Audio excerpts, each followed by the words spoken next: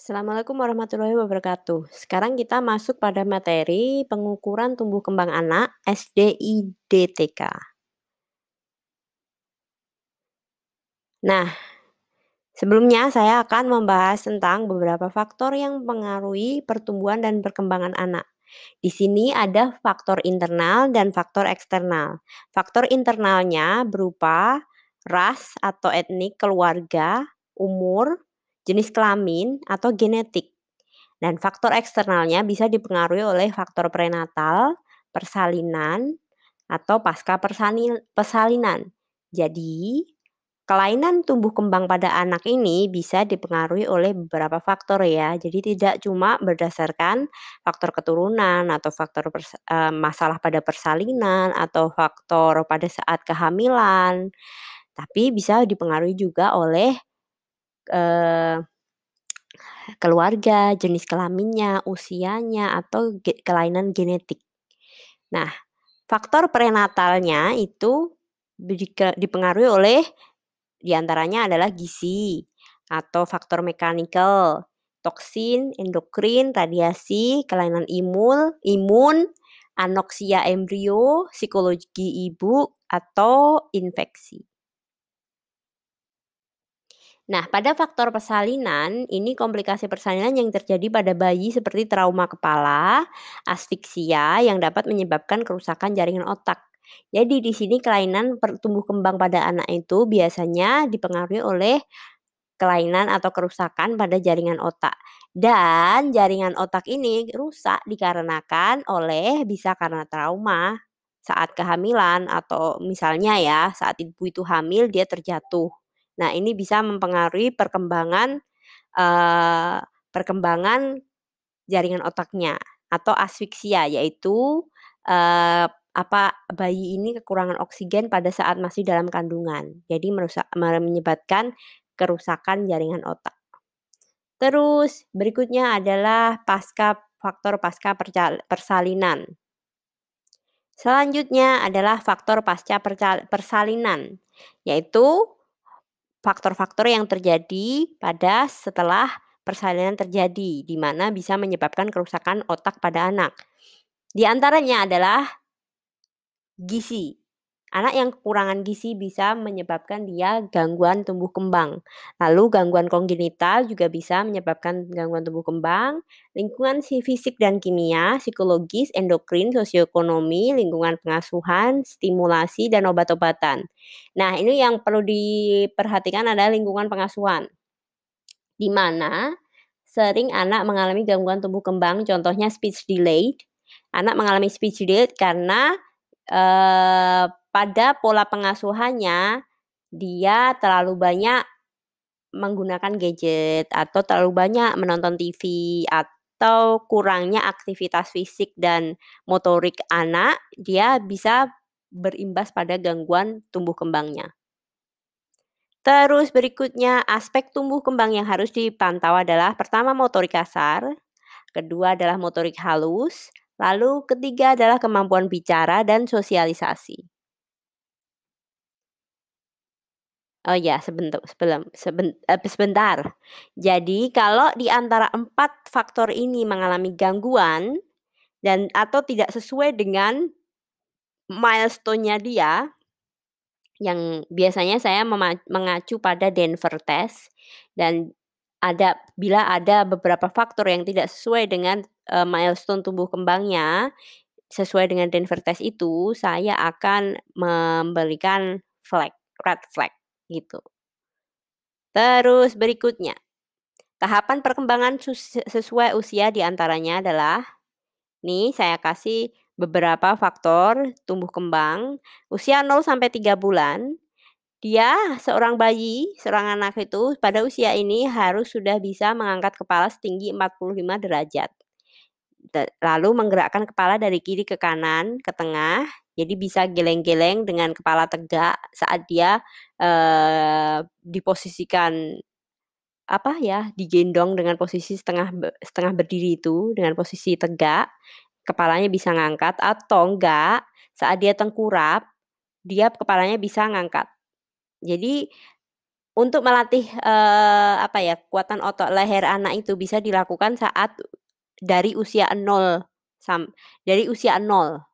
Jadi untuk merangsang perkembangan kekuatan leher anak, kekuatan otot leher anak.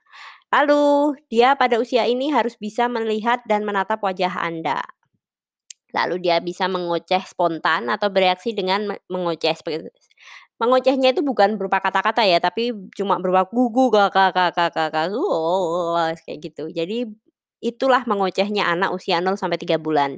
Jangan diharap dia bisa ngoceh ngerumpi kayak tetangga gitu ya, enggak. Jadi dia belum ada kata-kata tapi berupa ocehan, "Wow, wow, wow, wow, wow," kayak gitu. Pokoknya berisik. Lalu bisa tertawa keras juga. Dia bayi usia 0 sampai 3 bulan yang sehat itu dia sering ketawa tanpa sebab kadang-kadang. Jadi ketawanya itu keras, itu yang sehat dan bisa merespon, ketika orang sekitarnya itu memberikan feedback, memberikan pancingan gitu. Jadi dianggapnya lucu, dia akan ketawa. Terus beraksi terkejut terhadap suara keras. Saya sering lihat video itu di Facebook yang, ada dukun bayi yang berusaha menghentikan aksi kaget pada bayi. Itu sebenarnya nggak benar sih, karena aksi kaget itu memang harus ada pada bayi, karena itu adalah refleks, primitif bayi. Itu refleks wajar yang ada pada bayi. Terutama usia 0 sampai 3 bulan. Terus berikutnya adalah membalas tersenyum ketika diajak bicara atau tersenyum. Mengenal ibu dengan penglihatan, penciuman, pendengaran, dan kontak. Terus berikutnya usia 3 sampai 6 bulan. Dia bisa berbalik dari terungkup ke terlentang. Jadi dia tidak cuma bisa mengangkat kepala lagi, tapi dia bisa mulai berusaha balik badan, terungkup kayak gitu. Lalu bisa mengangkat kepala setinggi 90 derajat. Lalu mempertahankan posisi kepala tetap tegak dan stabil, lalu menggenggam pensil dan meraih benda yang ada dalam jangkauannya, memegang tangannya sendiri, berusaha memperluas pandangan, mengarahkan matanya pada benda-benda kecil, mengeluarkan suara gembira bernada tinggi atau memaki, terus tersenyum ketika melihat mainan atau gambar yang menarik saat bermain sendiri. Selanjutnya, usia 9 sampai 12 bulan. Dia mulai mengangkat benda ke posisi berdiri. Jadi dia mulai bisa bermain nih. Pegang mainan, terus diberdiriin kayak gitu. Belajar berdiri selama 30 detik atau berpegangan kursi. Nah, pada usia ini dia tidak harus bisa berdiri mandiri ya, tapi dia mulai bisa menarik dirinya untuk posisi berdiri, lalu belajar berdiri sendiri walaupun masih jatuh-jatuh itu wajar. Jadi jangan diharap kalau gimana ya, kadang-kadang kita suka lihat anak tetangga, oh anak tetangga 9 bulan udah bisa berdiri, udah bisa, terus usia setahun udah bisa jalan. Sebenarnya itu bukan goal ya. Usia anak untuk bisa jalan itu maksimal adalah 18 bulan. Jadi kalau setahun belum bisa, jalan itu jangan sedih dibanding-bandingkan gitu. Jangan suka membanding-bandingkan dengan tumbuh kembang anak, tapi perbandingkanlah dengan, tabel pemeriksaan yang benar. Jadi tabel pemeriksaan kita itu bukan anak orang gitu, tapi benar-benar form yang, resmi gitu. Nah, usia 9 sampai 12 bulan ini dia mulai belajar berdiri. Lalu dapat belajar berjalan dengan dituntun. Lalu biasanya dituntun ini kurang bagus ya, tapi yang lebih bagus lagi itu adalah menggunakan, apa namanya itu, saya lupa namanya. Bukan bukan yang Apollo ya, bukan yang bulat itu, bukan baby walker. Namanya baby walker, tapi yang didorong, jadi bukan yang bulat. Yang baby walker yang bulat itu tidak disarankan karena itu bisa mempengaruhi tumbuh kembang anak. Anak nanti malah bisa lebih lambat jalannya atau bisa berjalan tapi dia jinjit malahan gitu. Jadi tidak dibenarkan menggunakan baby walker yang bulat itu ya. Bagus pakai baby walker yang didorong, atau bisa juga dia dorong-dorong kursi atau dorong-dorong galon. Terus berikutnya mengulurkan lengan atau badan untuk meraih mainan yang diinginkan. Menggenggam erat pensil dan pensil ini bisa dijadikan untuk alat penguji coba anak. Jadi dia diminta pegang pensil lalu kita coba rebut pensilnya. Biasanya anak akan merespon untuk menggenggam erat pensilnya ini agar tidak direbut orang lain. Lalu memasukkan benda ke mulut. Nah, ini namanya oral fase oral. Terus mengulang menirukan bunyi yang didengarkan, menyebut 2 atau 3 suku kata yang sama tanpa arti, mengeksplorasi sekitar, ingin tahu, ingin menyentuh apa saja, bereaksi terhadap suara yang perlahan atau bisikan, senang diajak bermain ciluk-ba, terus mengenal anggota keluarga, takut pada orang yang belum dikenali. Terus lanjut lagi usia hold on, kok ini kebalik ya? Oh sorry, ini kebalik teman-teman. Jadi ini harusnya habis 3 sampai 6 bulan itu ke sini, ke usia 6 sampai 9 bulan, tapi ini kebalik. Oke, nggak apa-apa.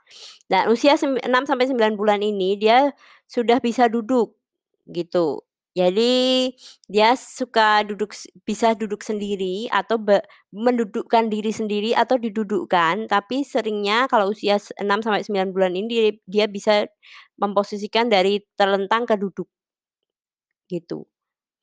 Biasanya pada usia ini dia juga bisa merangkak. Belajar berdiri atau menarik diri untuk berdiri, kedua kaki menyangga sebagian berat badan, merangkak meraih mainan atau mendekati seseorang, memindahkan benda dari tangan satu ke tangan yang lainnya, memungut dua benda, terus memungut benda besar kacang dengan cara meraup, bersuara tanpa arti, mama, baba, da, kadang-kadang nyanyi juga, nyanyi seperti da da da da da da da da da kayak gitu. Terus mencari mainan atau benda yang dijatuhkan, bermain tepuk tangan atau cilukba, bergembira dan melempar benda, dan makan kue sendiri. Nah, pada fase ini ada fase yang dinamakan fase merangkak. Fase merangkak ini tidak boleh dilewati. Karena kalau sampai dilewati itu akan berimbas pada tumbuh kembang anak berikutnya. Contohnya seperti dia kurang bisa keseimbangannya kurang atau nanti berpengaruh juga pada fase kognitif anak. Jadi, kalau kalian nanti punya anak, usahakan mereka tetap melewati bukan melewati ya, bukan skip ya, tapi dia tetap punya fase merangkak. Jadi jangan bangga kalau anak dari duduk bisa langsung berdiri tanpa merangkak, itu malah jelek. Harus bisa merangkak, bukan merayap ya, tapi merangkak. Berikutnya, usia 12 sampai 18 bulan. Dia bisa berdiri tanpa pegangan, membungkung memungut mainan, lalu berdiri kembali, berjalan mundur 5 langkah, memanggil ayah dengan papa, memanggil ibu dengan mama, menumpuk 2 kubus, memasukkan kubus di kotak, menunjukkan apa yang diinginkan tanpa menangis atau merengek. Anak bisa mengeluarkan suara yang bisa menyenangkan atau menarik tangan ibu, memperlihatkan rasa cemburu atau bersaing, berdiri sendiri tanpa berpegangan selama 30 detik. Oh, salah salah salah, tunggu, stop. Jadi ini sampai memperlihatkan rasa cemburu atau bersaing. Ini pada usia 12 sampai 18 bulan. Lalu berikutnya usia 18 sampai 24 bulan. Dia bisa berdiri tanpa berpegangan selama 30 detik. Ini usia-usia ini seharusnya sudah bisa jalan normal. Maksudnya ya masih kalau usia 18 bulan itu biasanya memang jalannya masih belum bagus, masih agak jatuh, tapi lama-lama dia bisa sendiri gitu. Terus berjalannya kadang-kadang terhuyung-huyung, tapi ada juga yang sudah bagus jalannya. Terus dia bertepuk tangan, melambai-lambai bisa, terus menumpuk 4 kubus, memungut benda kecil dengan ibu jari dan dari telunjuk yang disebut juga menjimpit, lalu menggelindingkan bola ke arah sasaran, menyebut 3 sampai 6 kata yang mempunyai arti, membantu atau menirukan pekerjaan rumah tangga, memegang cangkir sendiri, berjalan, makan, minum sendiri. Biasanya anak usia 24 bulan itu sudah bisa menyusun 2 sampai 3 kata menjadikan kalimat. Terus usia 24 sampai 36 bulan.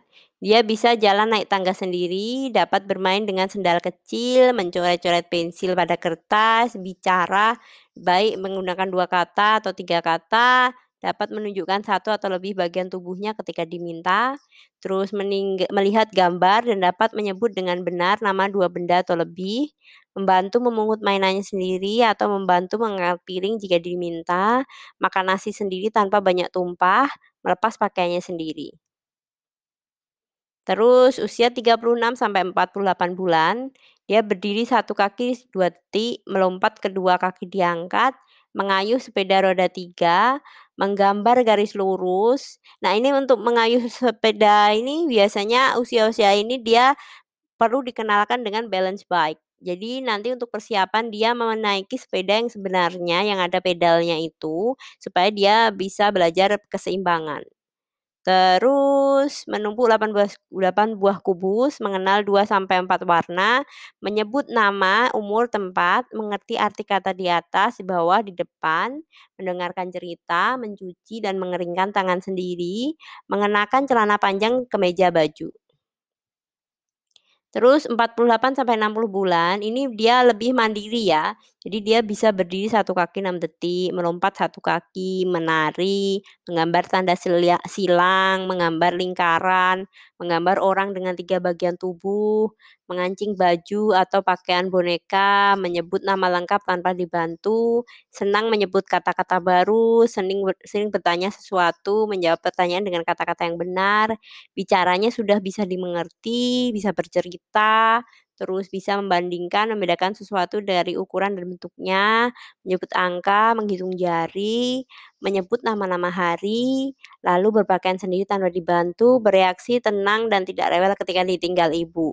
Jadi di usia ini anak sudah mulai mengerti gitu, mengerti tentang lingkungannya, mengerti bahwa ibu tuh harus pergi belanja, ibu harus pergi kerja, terus dia juga mulai bisa disuruh, terus bisa menceritakan apa yang dia alami, terus dia juga bisa, menyebut nama lengkapnya dia gitu. Banyak yang bisa dilakukan pada usia ini karena dia sudah disebut bocah gitu. Terus lanjut lagi, dengan adanya acuan tumbuh kembang anak, maka dari itu deteksi dini tumbuh kembang anak perlu dilakukan, sehingga dapat mencegah terjadinya gangguan tumbuh kembang pada anak yang semakin buruk. Oleh karena itu SDIDTK itu sangat penting dilakukan. So, apa sih itu SDIDTK? Jadi, SDDTK adalah merupakan kepanjangan dari stimulasi, deteksi, dan intervensi dini tumbuh kembang anak. Kegiatan ini dilakukan mulai usia 0 sampai 72 bulan. Terus dasar hukumnya adalah Permenkes nomor 25 tahun 2004 tentang upaya kesehatan anak.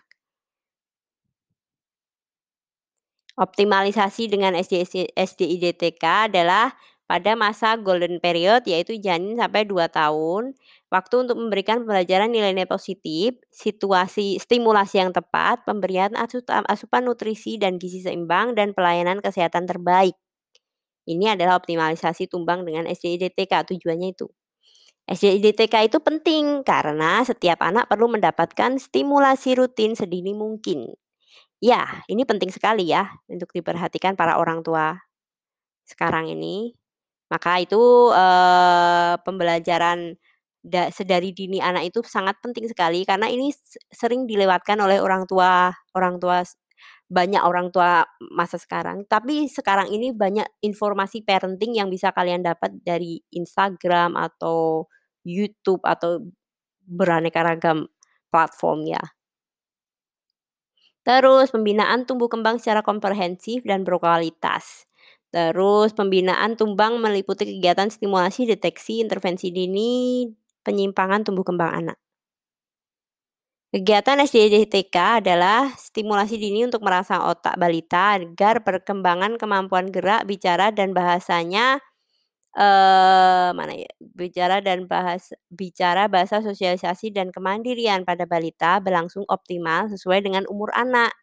Jadi di sini kegiatan SDIDTK itu penting untuk menstimulasi perkembangan otak anak. Jadi a memang sih anak itu akan belajar dengan sendirinya, tapi kalau tidak dirangsang dari mana dia bisa belajar gitu loh. Jadi peran orang tua itu juga penting untuk menstimulasi perkembangan otaknya anak ini.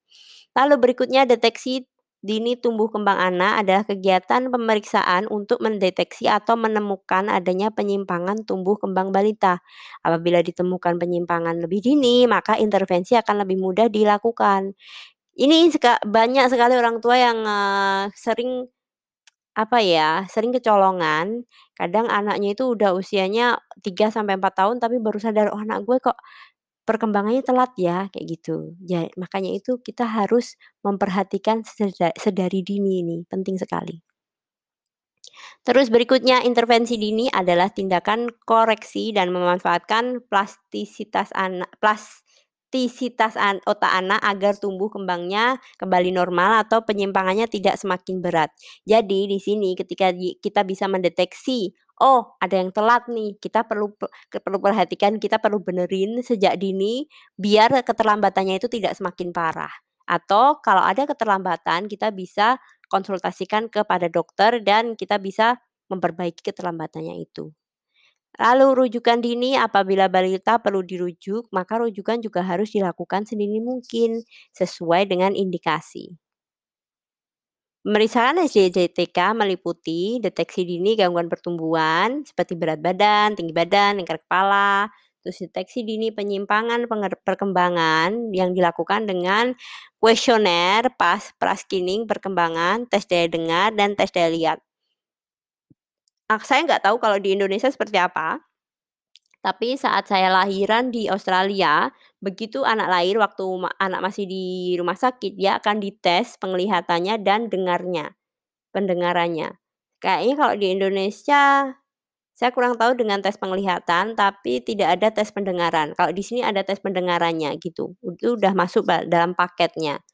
Terus deteksi dini penyimpangan perilaku emosional dan ADHD.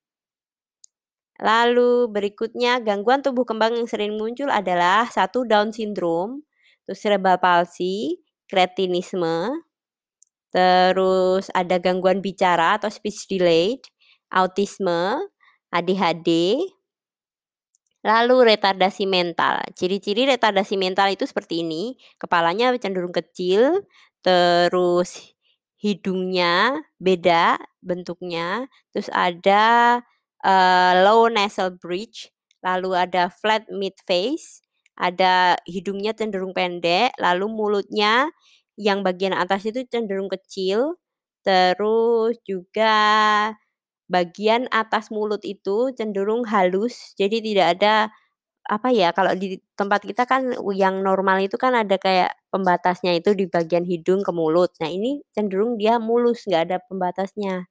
Terus ada underdeveloped jaw-nya. Lalu berikutnya persiapan SDID-TK di Puskesmas, yaitu pertama adalah memfasilitasi nakes dalam menerapkan SDID-TK sesuai standar serta meningkatkan kemampuan ibu, keluarga, dan masyarakat dalam pemantauan stimulasi tumbuh kembang dengan menggunakan buku KIA. Makanya itu ini penting sekali ya, apa namanya, sosialisasi tentang SDID-TK ini terhadap ibu-ibu atau nakes-nakes di kampung-kampung atau kader-kader di kampung. Lalu berikutnya memfasilitasi sumber daya pendukung, memperkuat jejaring pelayanan, memastikan kesinambungan penerapan SDID-TK.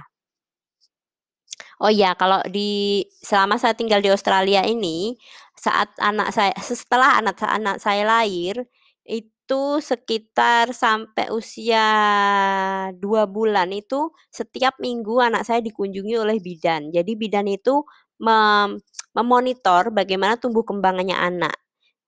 Baik dari berat badannya, tinggi badannya, terus lingkar kepalanya, terus tumbuh kembangnya, udah bisa apa, udah bisa tungkar apa belum, kayak gitu itu dicek semua, gitu. Dan ini apa, sebentar ya, sebentar. Oke lanjut lagi, sorry tadi ada gangguan sebentar, ada gangguan ya kecil lah. Oke kita lanjut lagi ya. Jadi persiapan SDID-TK di Puskesmas itu memfasilitasi sumber daya pendukung juga. Lalu memperkuat jejaring pelayanan, di mana memperkuat jejaring pelayanan ini terkait dengan pengadaan kader di kampung-kampung. Lalu untuk memastikan kesinambungan penerapan SDID-TK. Berikutnya, langkah penerapan di Puskesmas adalah inventarisasi sarana dan prasarana.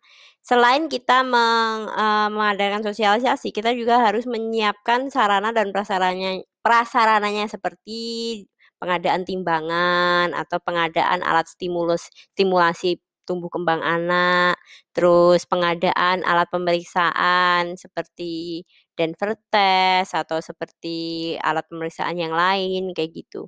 Terus diseminasi informasi berkala pada seluruh nakes di puskesmas tentang SDDTK, penyiapan SDM, pelatihan bagi nakes, guru PAUD dan kader posyandu, persiapan sumber daya pendukung, penyuluhan pada seluruh kader dan lapisan masyarakat tentang pentingnya pelaksanaan SDDTK. Terus di tingkat puskesmas, pelaksanaan kegiatan DDTK di puskesmas sebagai berikut. Pelayanannya adalah diberikan waktu balita atau anak prasekolah kontak dengan petugas di puskesmas, pemeriksaan kesehatan, pemantauan BB dan DDTK, penentuan klasifikasi penyakit, melakukan intervensi bila terjadi penyimpangan tumbang. Lalu kedua, pembinaan ke kader posyandu, pendidik PAUD dan satuan PAUD sejenis. Berikutnya, di tingkat PAUD adalah mengisi identitas anak, melakukan BB dan TB, berat badan, tinggi badan, menuliskan hasil pengukuran dan pemeriksaan tumbang pada form yang sudah disediakan, mengisi kuesioner tes daya dengar, terus melakukan tes daya dengar, melakukan tes daya lihat, mengisi kuesioner KMPI. Terus lanjut lagi, menentukan status gizi anak, melakukan pengukuran. Ini peran petugas kesehatan adalah menentukan status gizi anak, melakukan pengukuran lingkar kepala, melakukan pemeriksaan autisme dan ADHD apabila ada keluhan, terus menuliskan hasil pemeriksaan di form SDDTK, merujuk bila diperlukan. Itu petugas kesehatan ya tugasnya. Nah, peran kader di sini mengisi identitas anak, melakukan pengukuran tinggi badan, berat badan, melakukan pemeriksaan autisme dan ADHD apabila ada keluhan. Ini tentu saja dengan form ya, tidak melakukan assessment sendiri mandiri tanpa ada form itu nggak betul. Jadi para kader ini harus dilengkapi dengan itu. Terus melakukan pengamatan kemampuan tumbang dengan checklist, memberikan penyuluhan pada ibu-ibu atau keluarga tentang pentingnya stimulasi yang tepat untuk menunjang tumbang anak.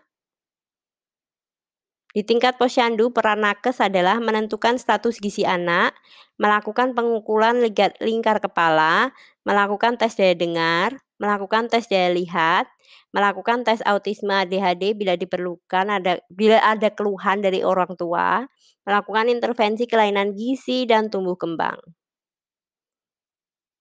Oke, sekian materi tentang SDDTK hari ini. Kita lanjut ke Zoom ya, dan jika ada pertanyaan silahkan ditanyakan di Zoom. Terima kasih.